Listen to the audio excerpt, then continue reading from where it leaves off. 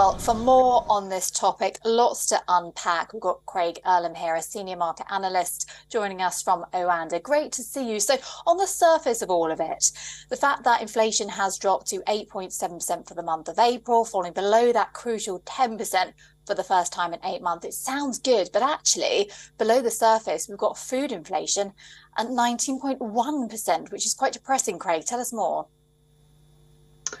Yeah, on the one hand, we can be happy about the fact that it's finally heading in the right direction.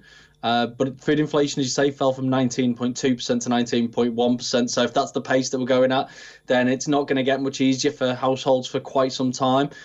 Inflation overall, as you say, did fall quite considerably, but it didn't fall nearly as much as forecasters expected, which is a concerning sign. Didn't fall as fast as the Bank of England expected either.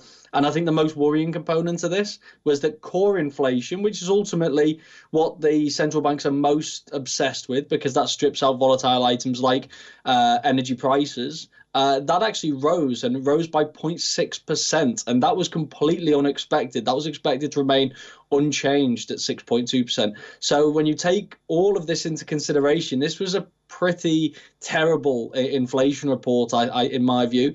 And I think this shows that there's still a lot of work to be done and there's still a long way to go. And you can see the reflection in the markets. The pound strengthened, interest rate expectations rose.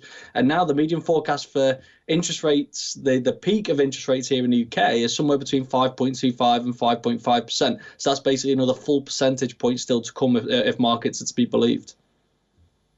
You used the word terrible. How much do you think Brexit plays a part in all of this?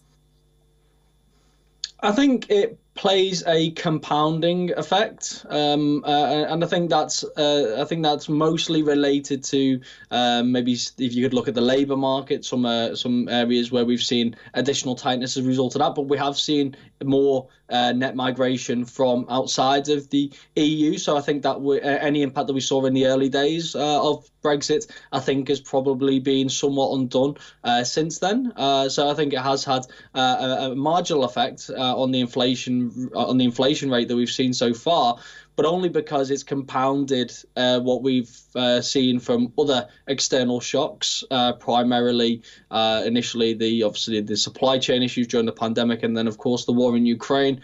I think the compounding effect of all of these, and that's something that Andrew Bailey and his colleagues at the Bank of England alluded to yesterday.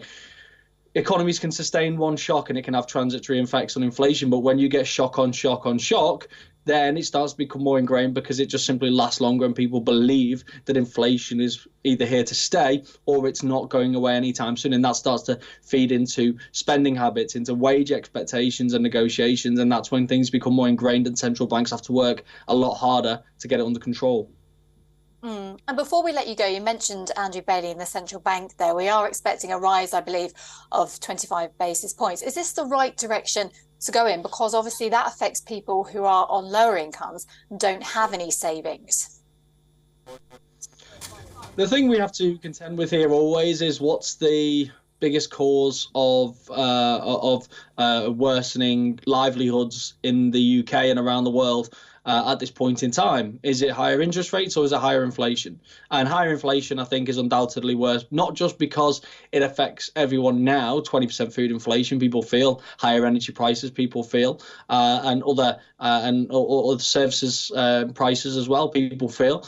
But also the fact that it doesn't go away until it's dealt with. It's not just going to go away of its own accord. So you can either deal with it now and try and get inflation back to a more sustainable level, and that means higher interest rates over the short term, or you can see high inflation for a prolonged period of time and then still have to raise interest rates anyway just to deal with it. So there's no point prolonging the pain. We have to accept that this is a very unfortunate sequence of events that needs to be dealt with higher interest rates, at which point we can start to see interest rates cut again and hopefully alleviate those painful measures and reduce the burden on households over the medium to longer term.